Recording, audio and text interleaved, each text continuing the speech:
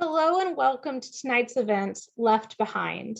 We are joined tonight by Sheila Arnold, storyteller, as she tells us about the people and things that the formerly enslaved people left behind when they escaped to freedom on the Underground Railroad. A quick reminder that there will be time for questions after tonight's performance. If you have questions for Sheila at any time during tonight's performance, please put them in the chat box or Q&A box, and I will make sure they get asked as time allows. Now I'd like to take a moment to introduce Miss Sheila. Sheila Arnold has been performing since she was 8 years old.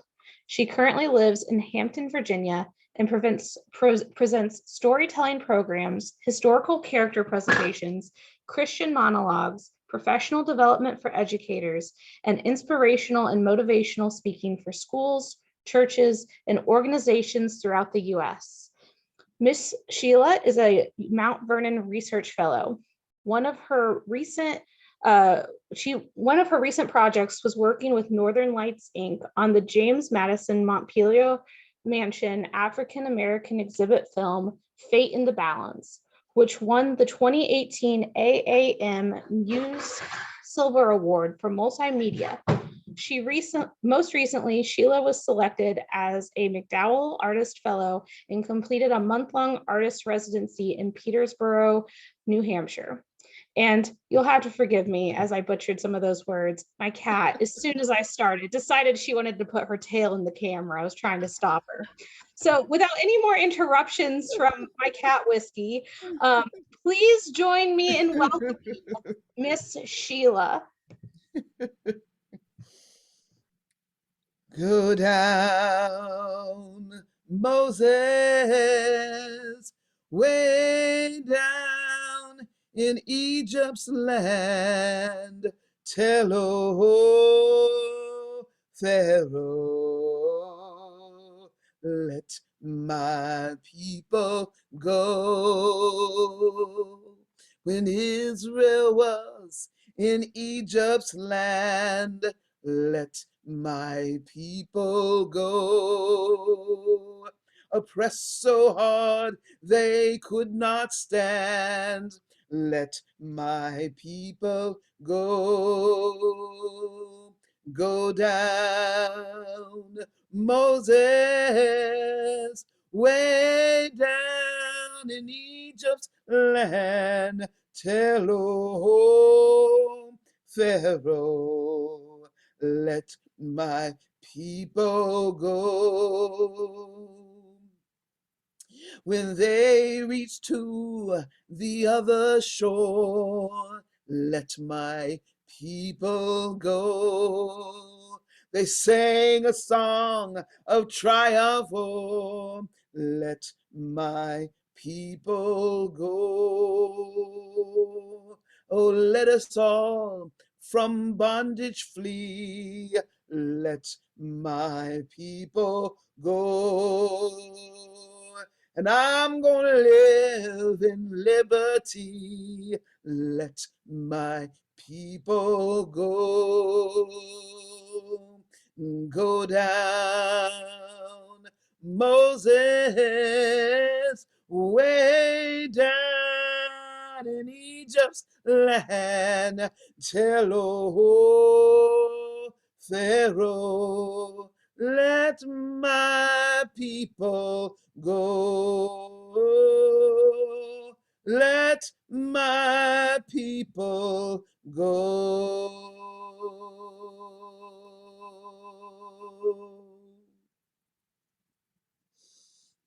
For those who may not know that song, that is Go Down Moses. It's a very old spiritual, and spirituals are the songs that were created, developed, and sung by the people called slaves. You'll notice that I say people called slaves. Some will say enslaved, and I agree with that word as well. I always say people called slaves because I want to remind us that they were people. First and foremost, they were never born as slaves. They were given that as a quote unquote title, but they knew they were so much more. And they were people, but they needed to be people that to be let go, to be removed from a place of bondage. But leaving can be hard. It can be difficult. It can be a challenge. And we think, well, these people were these people were in slavery. They should have just been able to leave and move because they need to run to freedom. But running to freedom is hard. Going to freedom is difficult. No matter what time period it is in the world, it can be difficult. Because most of us, when we run from something, we leave something else behind. And so it was for the people called the slaves. Now, this is a time where I'm going to have you participate just a little bit. So I want to imagine that you are right now you're at home.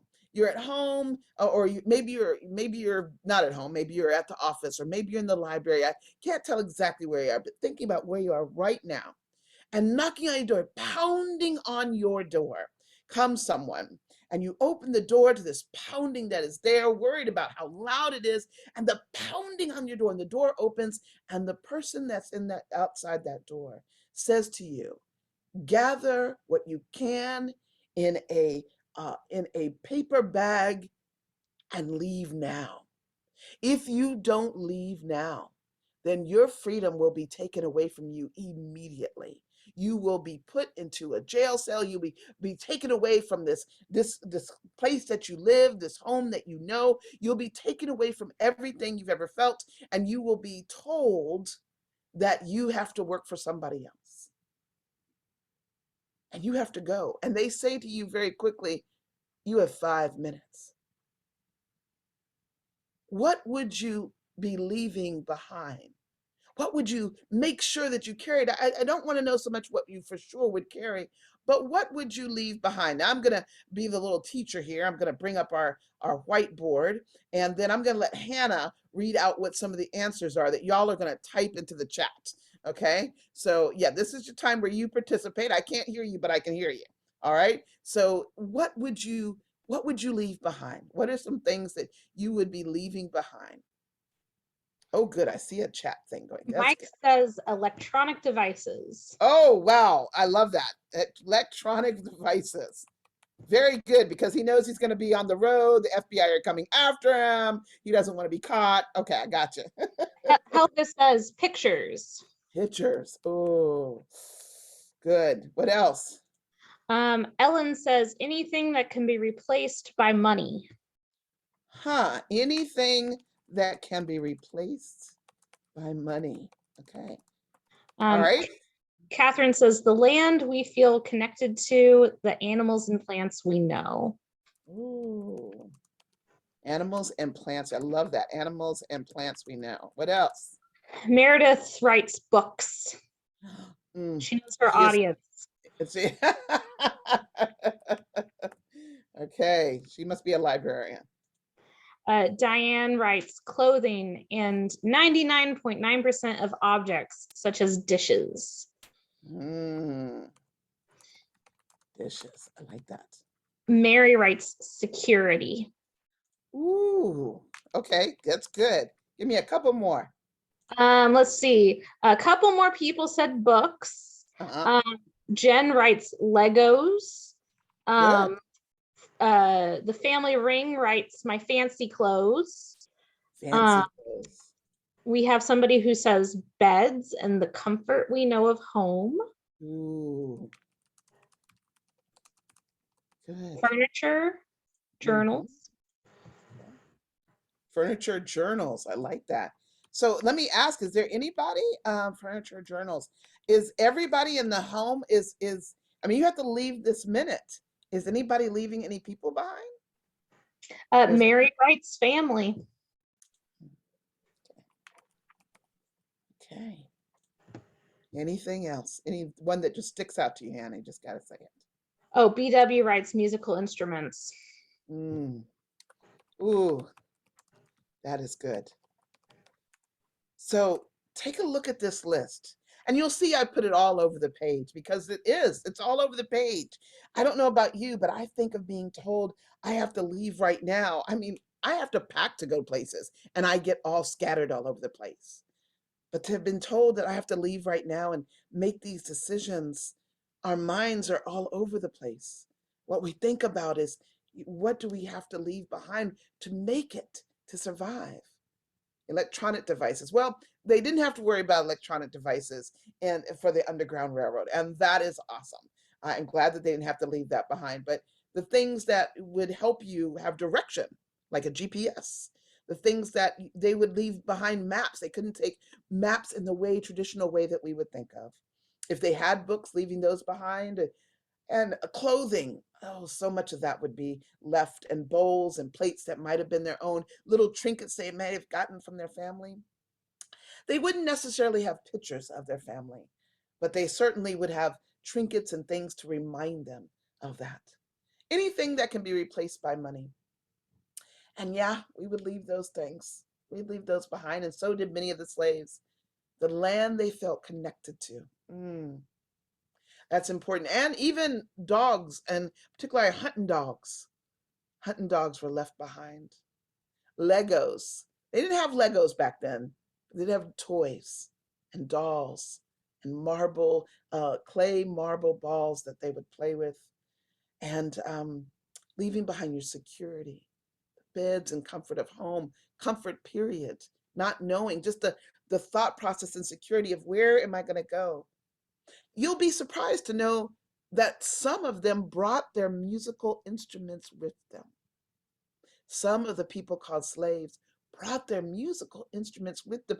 How much must you have loved a musical instrument to make sure that when you ran with it? And they didn't bring their furniture, and many of them, most of them, didn't have the opportunity to write. Some of them could write, but didn't have the opportunity to write often because paper was expensive. These are the things that we would have left behind. What I want to share with you is some of the things they left behind as well. You might find some recognizable things on here. I think I want to start with the story. I'm going to turn on a little light over here to the side, just because it gives me more light. I am using an incredible book to share these stories from. I won't be reading from the book per se, but the stories come from The Underground Railroad by William Steele. And this book was the first major book about the Underground Railroad that came out after the Civil War. William Steele was a conductor, a Black man who was a conductor on the Underground Railroad, who was stationed in Philadelphia, Pennsylvania.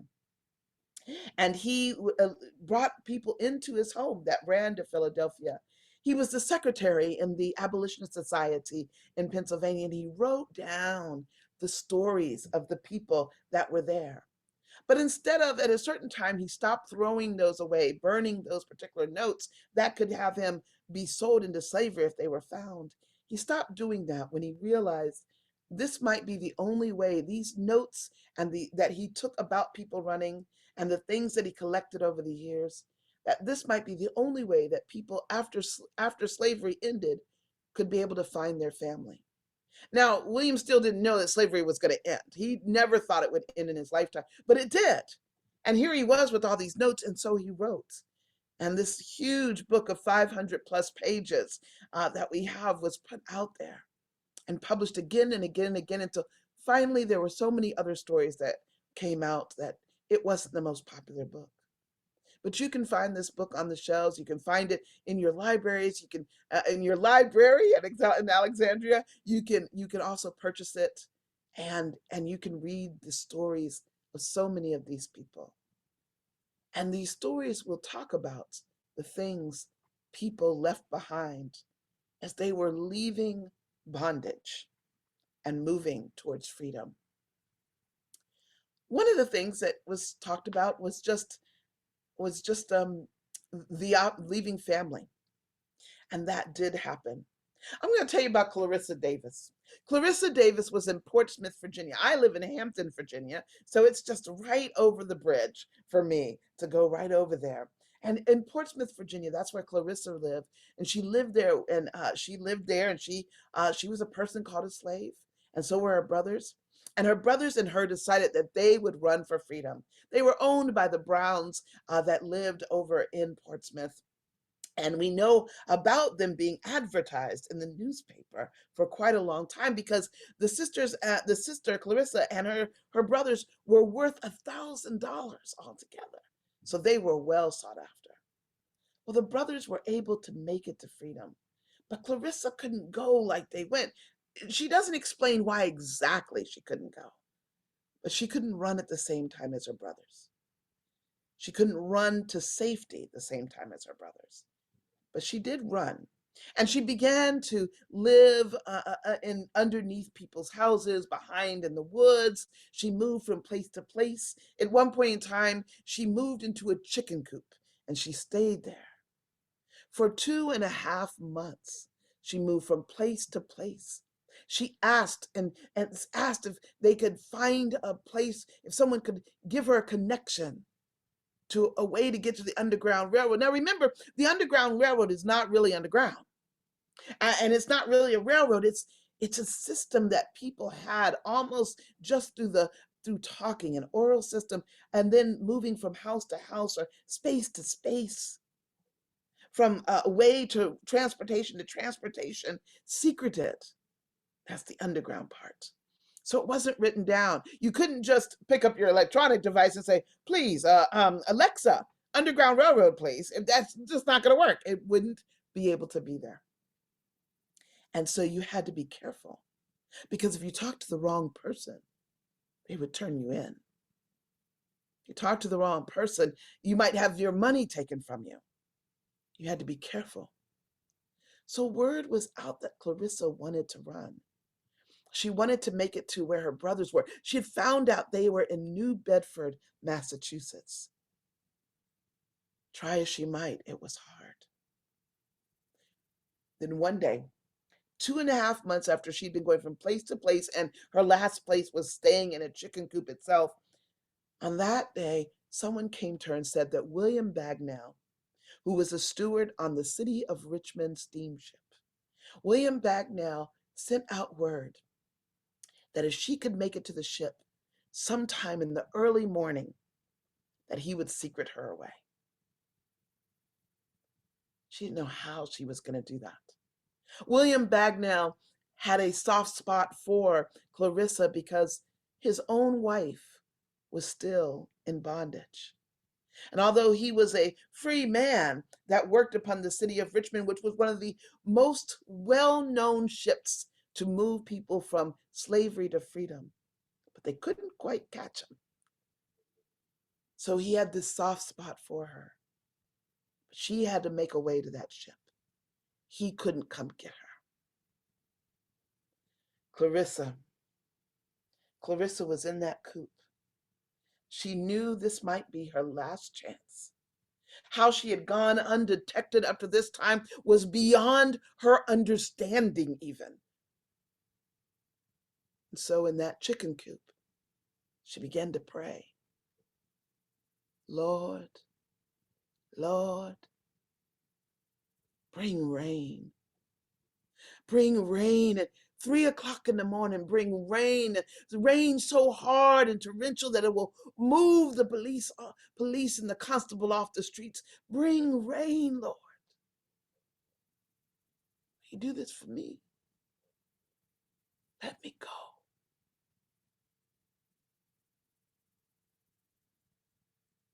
And she watched the sky through the rest of that day. She watched the sky. And by the time it got to evening, it wasn't a sky that looked like it was going to rain. There wasn't a cloud in it. It was a starry night. By the time it was dark night, she knew that she wasn't going to make way. Not even a little bit. And she stayed in that chicken coop, and she thought about her brothers, and she thought about her father. Father was an old man.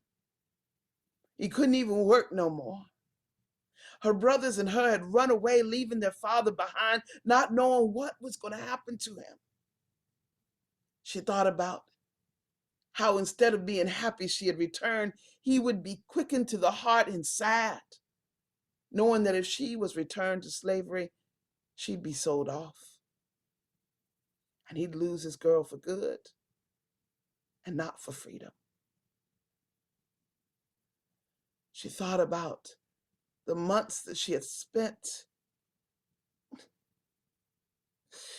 trying, just trying to find freedom. And the time went by. The time went by. And then in town, she heard the clock begin to strike. Dong, dong. And wouldn't you know, right before that third one came, the clouds seemed to roll in like Gabriel was coming in on clouds himself. The clouds rolled in and the rain came down in torrents. She went back into her chicken coop and she pulled out what she had and she put on a hat on her head, a man's hat, and she tucked her hair under it real good. She'd already put those pants on, looking like a man, and a long jacket with long arms. And she walked like she was one of her brothers, keeping her head down, running through the rain. Sure enough, there was nobody on the streets. Nobody was looking at a colored boy running through the rain. Looking at a black boy headed toward the ships. No one wondered about someone who had come on land for a little bit and now needed to get back to the ship and do his work there. And when she arrived, William Bagnell took her over and secreted her down below, away from all eyes. And as the ship pulled out the next morning, she sat and dried out. And when that ship got to Philadelphia, well, she was the last one to walk off, with directions in hand from William of how to make it to William Steele's home. And there she took off her hat. She introduced herself to William Steele. She met others of the Abolitionist Society, and they quickly said, "Clarissa, you need to change your name so no one will ever come after you." And she did. She became Mary D. Armstead. And it wasn't but a couple of days before she took the train and made her way to Massachusetts and to her brothers. But they left their father, remember? They were gone for so long, and their master knew they weren't coming back. And so, instead of spending money on advertisements, he let their father go. The master let him leave because he was so old he couldn't work anymore. Maybe he's paid a little bit of money to free himself, but master didn't care. He didn't have to worry about feeding him. And so within months, he was able to come and be with his children. In this story, they all were able to come back together. But oh, how that story could have been different. But some good praying and a lot of rain and the hat of a man made all the difference in the world.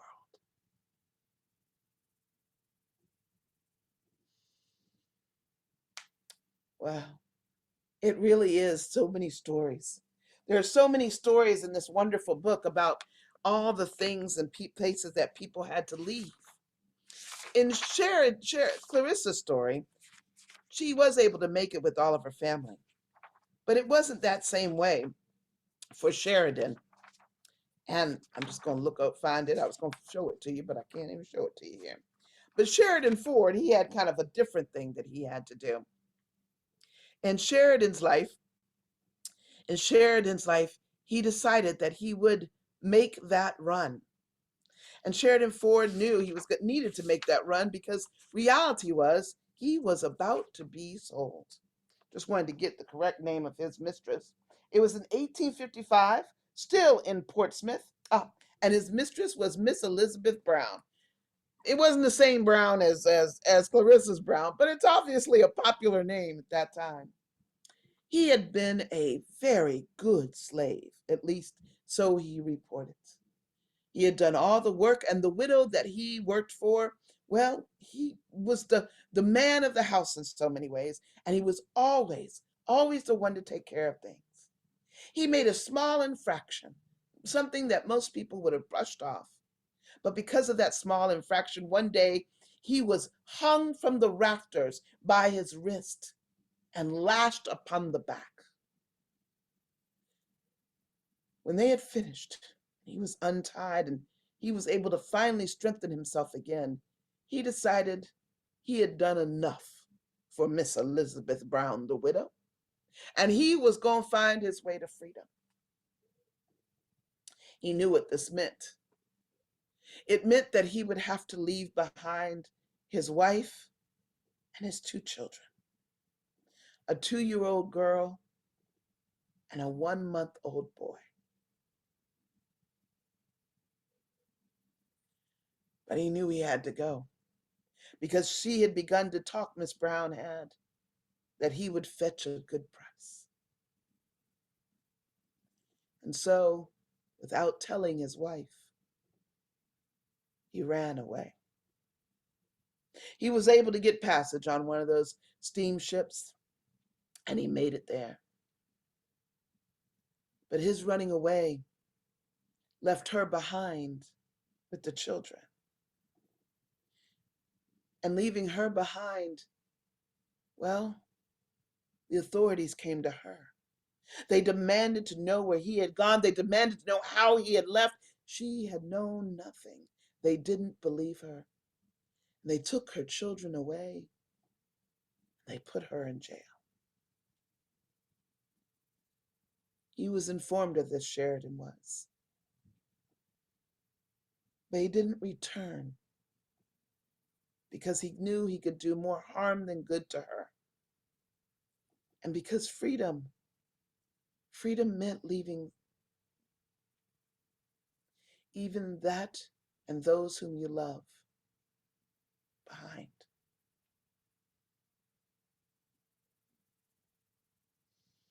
Those weren't easy decisions for the people that made them. They often wrote about the people that were gone, that weren't there anymore. There's a letter in one of the stories here, and I'm going to read you a part of it that talks about the breaking of the heart. It comes from Isaac Foreman, who ran again on the City of Richmond boat. He ran in December 1853, lived in Norfolk, Virginia. He ran and he left his wife. And this is what he wrote back to William Steele. My soul is vexed. My troubles are inexpressible. I often feel as if I were willing to die. I must see my wife, in short. If not, I will die. What would I not give? What would I not give? No tongue can utter. Just to gaze at her sweet lips one moment, I would be willing to die the next. I am determined to see her some time or another. The thought of being a slave again is miserable. I hope heaven will smile upon me again before I am one again. I will leave Canada again shortly, but I don't name the place that I go. It may be in the bottom of the ocean. If I had known as much before I left as I do now, I would have never left until I could have found means to have brought her with me. You have never suffered from being absent from a wife as I have. I consider that to be nearly superior to death, and hope that you will do all you can for me. and inquire from your friends if nothing can be done for me. Oh, I can say I was once happy, but never will be again until I see her. Because what is freedom to me when I know that my wife is in slavery?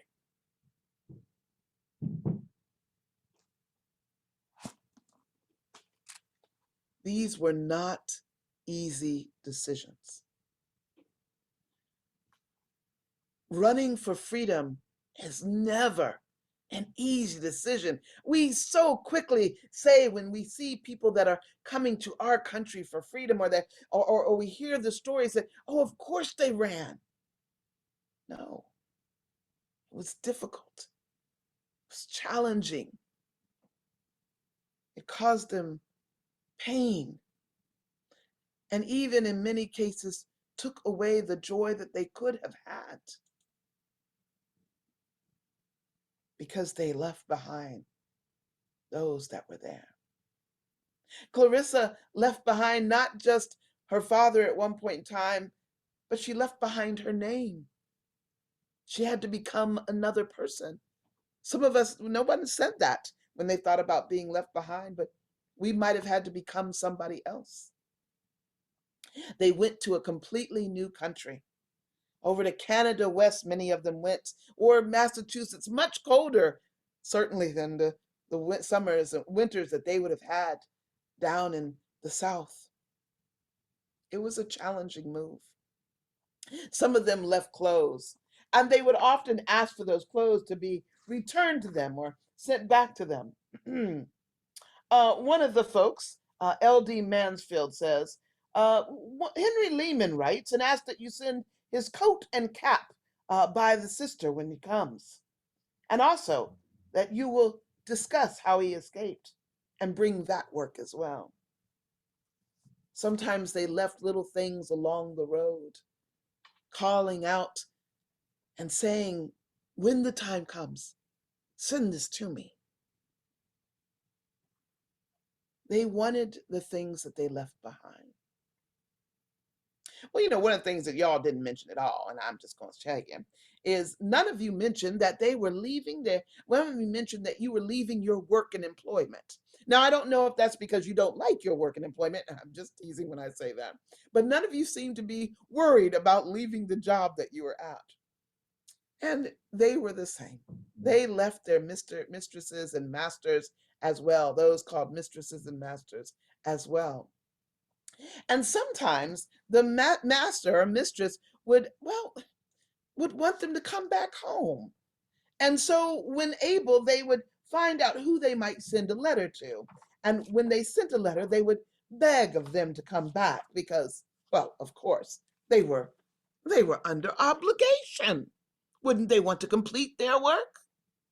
I actually love reading those stories. I think that's kind of funny to know it. And so I'll let you hear what one mistress says. And this is to her slave that she had.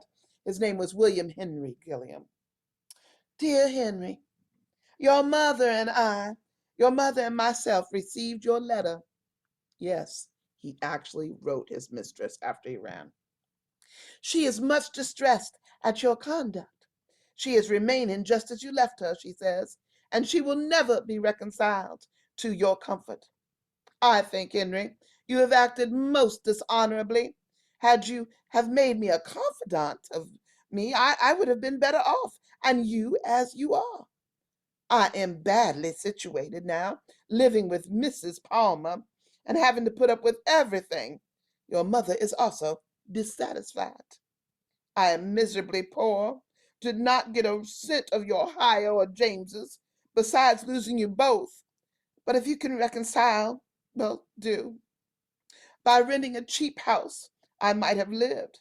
Now it seems that starvation is ever before me. Martha and the doctor are living in Portsmouth. It is not in her power to do much for me.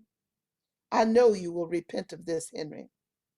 I heard 6 weeks before you went that you were trying to persuade others to go with you. We all liked you, and I was unwilling to believe that you would do such a thing. And I left it in God's hands. I know. Sorry. My camera went down for a second. I did not know what we will do.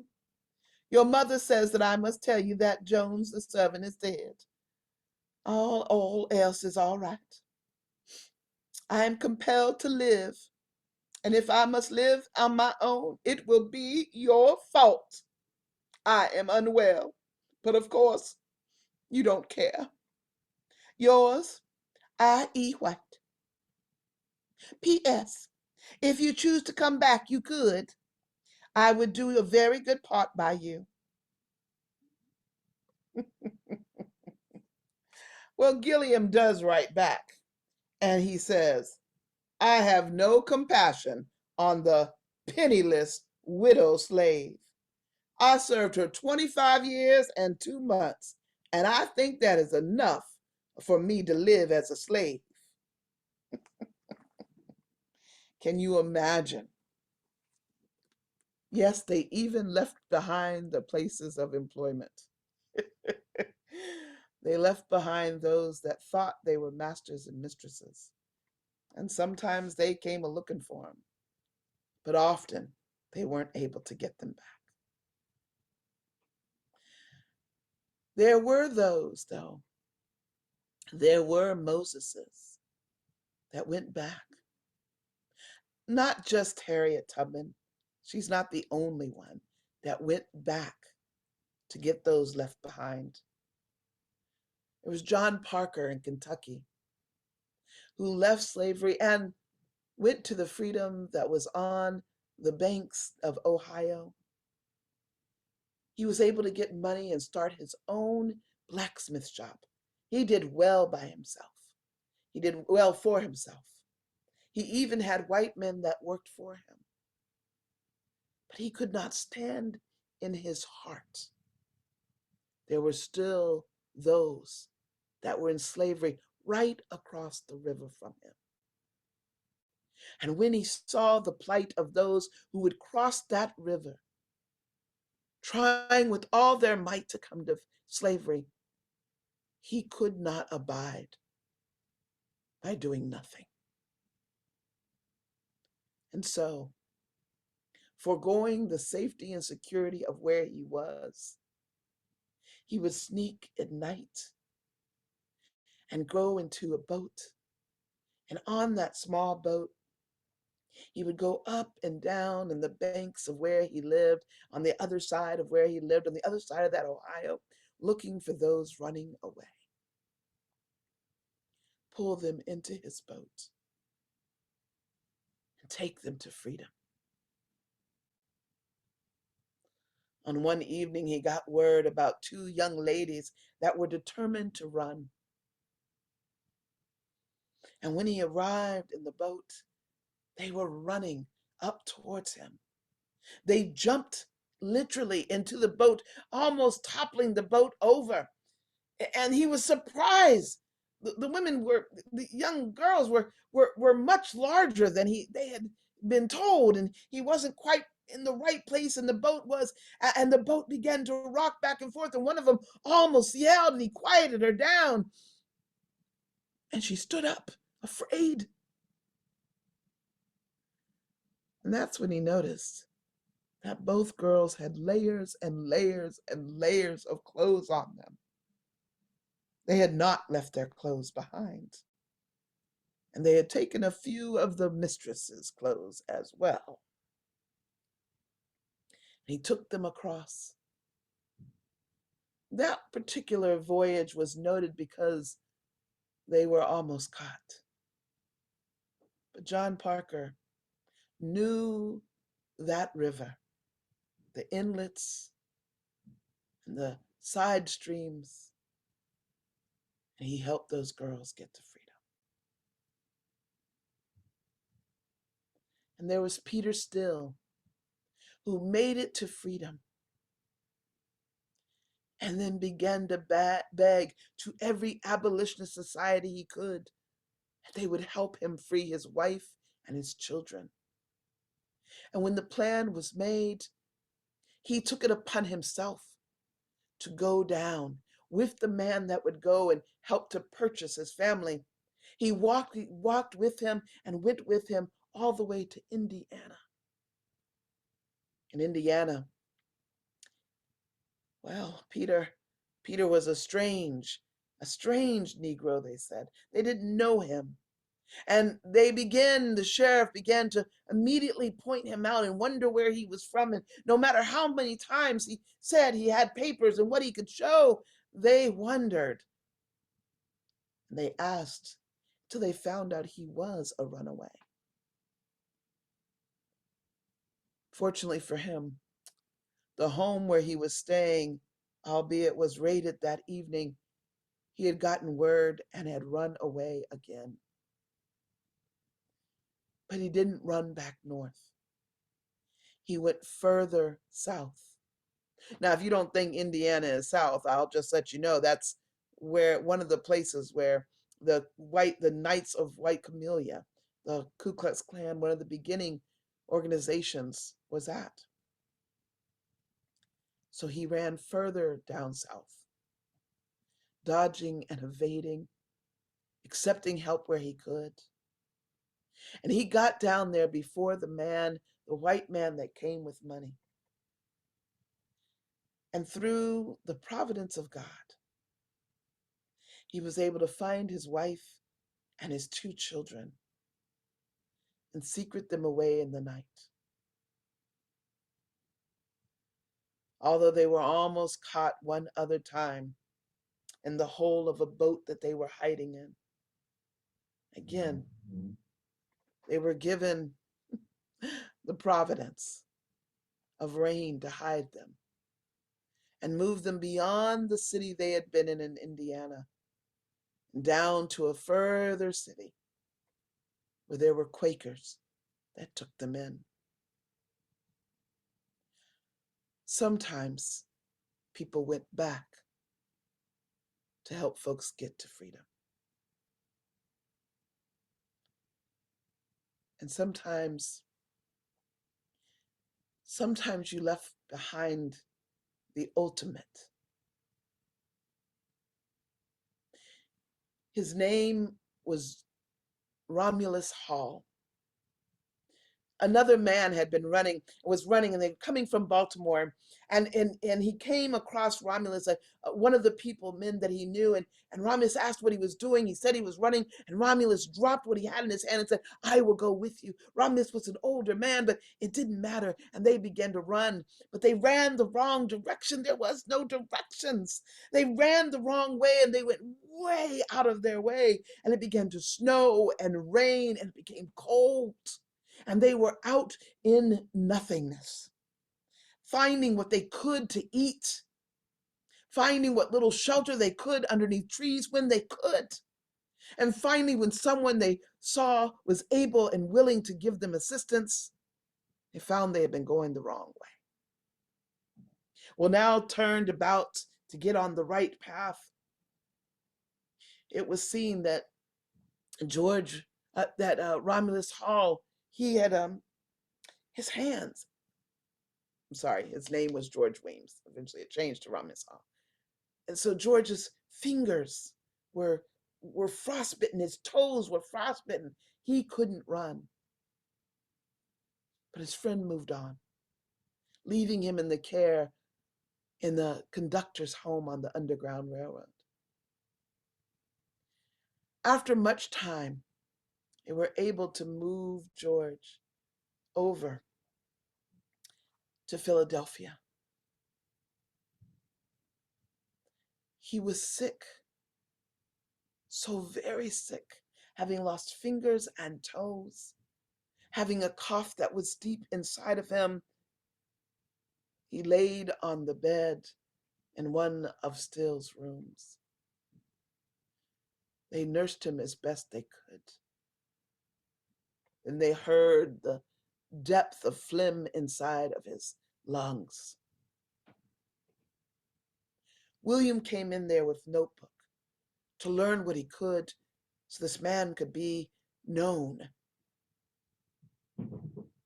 And before he left the room, he turned about one last time as the man laid upon the bed.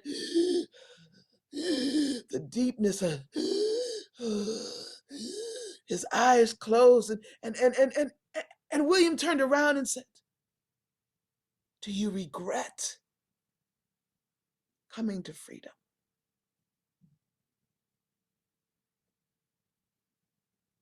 They changed the man's name when he got into freedom. His name now was Romulus Hall. Couldn't answer. William knew it was best to leave him alone. As he turned to walk out the door, the man said, "Don't go. I have not answered your question. I do not regret becoming free."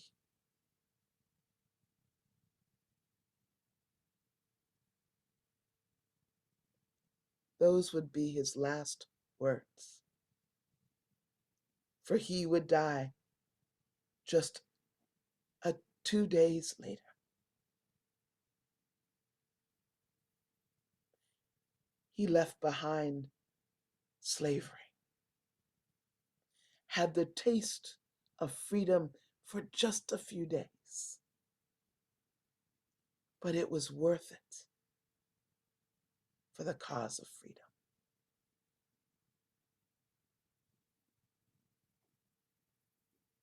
No more auction block, no more, no more, no more auction block, many thousand gone.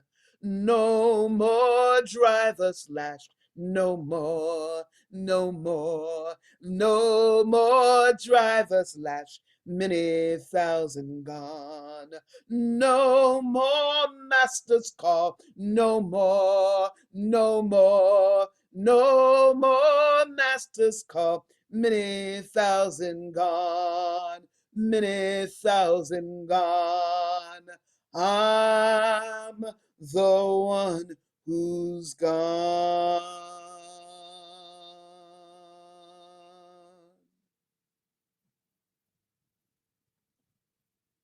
Thank you so much for letting me share these stories with you. And I would just love to have any questions that you have, and be glad to answer questions about more things that may have been gone, and answer other questions from Underground Railroad or the research that I've done itself. So, do you have any questions for me? And thank you so much for being here. We do have one question. Before I ask it, I just want to remind the audience, if you have a question for Ms. Sheila, feel free to put it in the chat box or the Q&A box. Now is your chance to get your questions asked. So our first question comes from Joseph, who asks, how long have you been telling these stories, and where can people find your upcoming shows? Well, I'll let Hannah put on there my website. I think she's going to put that on there, so you can read about where my upcoming shows are. I think they're on there. If not, just email me. My email's address is on there, and I'll add you to my list of where I'll be. And I do send something out when when I travel, so that's good. I have been doing these stories from the Underground Railroad. So this particular book, this is my book, my version of the book. You can sort of see it in between it going in and out of the blur. But I got this book because it happened to be sitting down in my father's office. It was given to him as a gift. And I saw it, started reading it, and went, oh, I think I'll take this book forever. And my father's never had it returned. So, so that has been quite some time, probably around 2000, I don't know, maybe 2009 or something like that. I began to read this book. It's huge, filled, it's little itty bitty print. It's amazing. And I was able to go, I started one program called Waterways to Freedom, and it all had stories from in this book. And that program was well received. And I did it at a national festival, premiered it at there, and it just started taking off. Then I had the opportunity to go and do a Hewn Oaks artist residency in Maine, Level, Maine, and I began to work on the rest of the series. So there's actually 7 of these programs that are part of the Locks Open series, all of them on different topics. And I am not scratching the surface of the amount of people talked about in this book. So there's so much I'm just glazing over. What I really hope that this does is really encourage you to get the book and to read about the lives of the people who were called slaves. They are incredible. We think that so many times, though, kind of the way that we hear this conversation about the people that were called slaves is that they just stayed there. They didn't, they didn't really fight for it. I mean, I do one whole program that talks about law and order because people brought weapons. Often throughout this book, there's people who brought weapons with them as they were running and used those weapons at times so that they could make sure they got to freedom. So they were active participants in stealing themselves away. They found ways. There's a story, I do a whole program about children that in the runaway system. There's a boy his name is Dick, that's what they call him. He is 11 years old. The master has another manservant that takes care of him usually, but he's going up north. And so he decides not to take his manservant, but take this 11-year-old boy with him to take care of his, his clothing and stuff like that. And brings him back down south. The boy runs away on his absolute own, remembering the direction up north, and ends up in Philadelphia, and then ends up in Massachusetts. 11 years old. Just stunning stories that you get from this. So it's really lovely. Okay, another question. I'm certain I get very excited about these.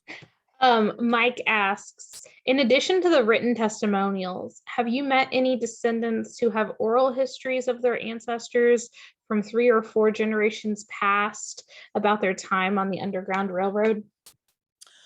I actually have not, although one of the things I would like to be able to do from this book is we know where people are. Like, I'd like to know where Mary Armstead and that whole family ended up in New Bedford, Massachusetts. I'd like to find out more about that. I just haven't been able to do that, mostly because of time. It just takes a lot of time to do the research. I do see kind of something about quilts. Can I address that for just a quick second? Absolutely. I can read the question out loud so the rest of the audience knows it. Thank you, Ms. Sheila Arnold. Honored to be able to listen to you tell these most important stories. We have been learning about quilts and the ways quilts may have served as maps for the journey towards freedom. We're interested in anything you may have to share about that. Well, the reality is that quilts were probably not used as maps for the journey.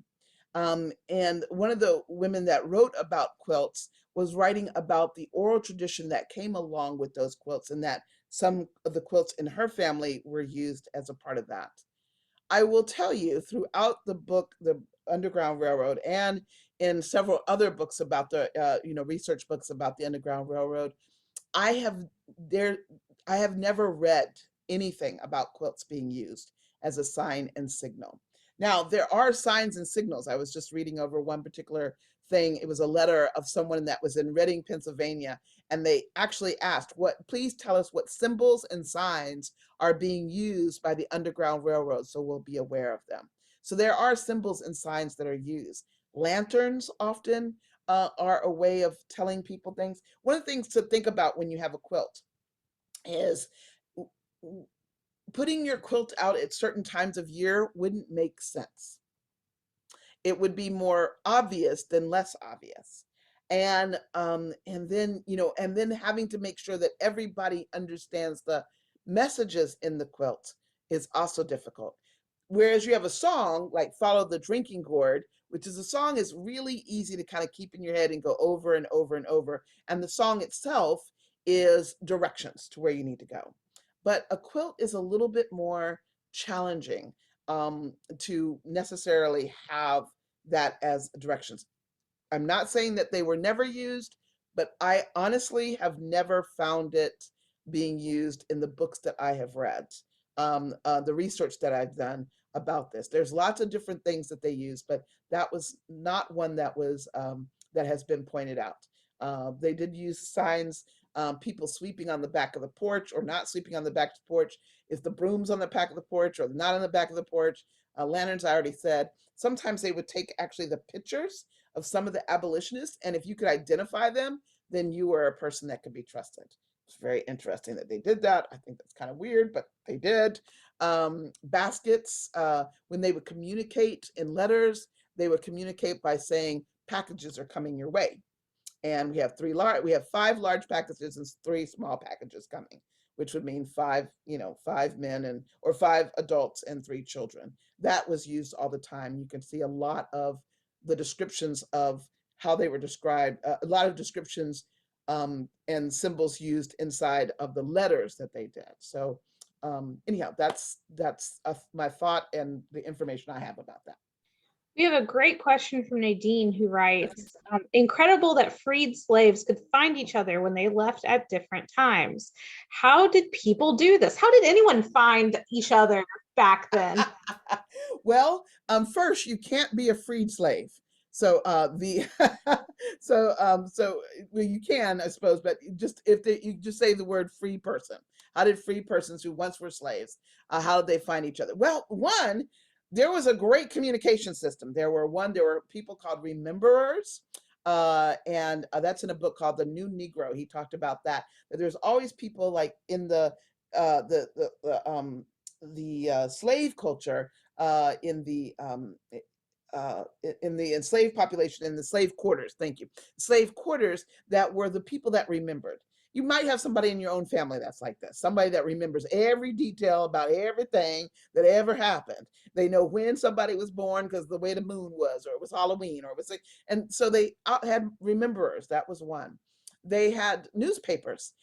This was new to me. Someone mentioned this to me early part of last part of January, and I was like, really, newspapers?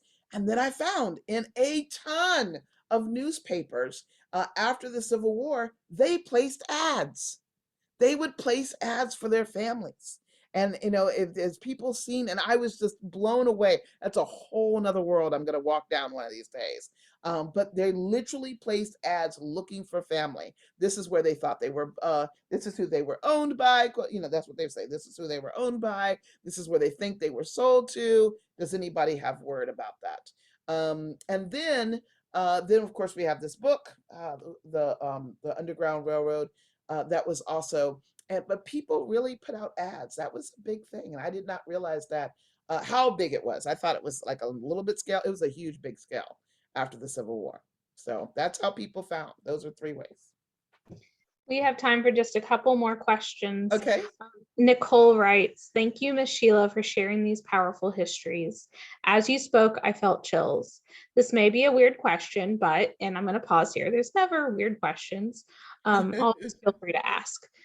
Do you ever feel the presence of ancestors as you read or share stories? I do. That is not a weird question. I think that anybody from any culture that spends time remembering, honoring, and looking to understand the dead probably feels some of this. I definitely have that. There are times when I am telling a story that I can hear them telling me things that I don't know is, that I didn't necessarily read somewhere, but it speaks true to me. And that's when I hear them talking, and speaking to me about, the way it was. I can read, it just is powerful. It overwhelms me at times that there's this presence that comes and speaks and says, let me tell you the rest of the story. And usually when that happens, I'm on the outside of my head watching what's happening and going, whoa, I didn't expect that. And that happens at various times in various places. Clarissa was the closest today, because Clarissa was expressing things. I'm like, oh, I hadn't heard it expressed out of my mouth like that before. I knew her prayer. I knew that, but just that waiting, became stronger today for me than it had been. That waiting, that hopefulness of the rain to come, was just a stronger place today than it has been. So it was interesting to me. But it happens not every single show, but quite a few times.